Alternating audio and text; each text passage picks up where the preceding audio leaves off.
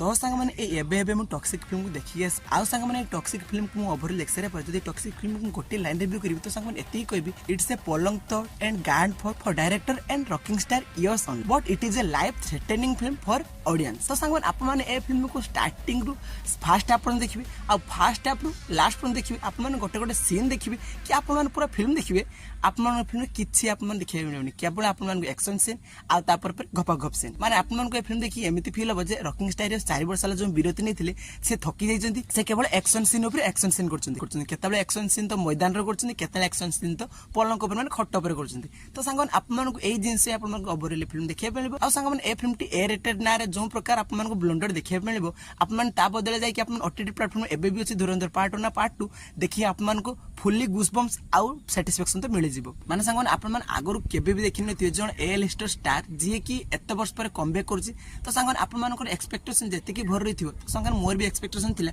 जे film गुटे outstanding film हेथियो काहे सांग जो प्रकार टीजर ट्रेलर आस्तिला तो लागुतले किछि तो ब्लंडर एमान करबे कि सांग यार जो डायरेक्टर थिला गीतू मोहन दास से जो मलयालम एक्ट्रेस तो सांग ताको पर भरोसा थिला आ रॉकिंग स्टार इयर्स को पर तो बहुत सारा भरोसा थिला आ सांग से भरोसा को जो प्रकार माने खाई तांकर काम जो बजै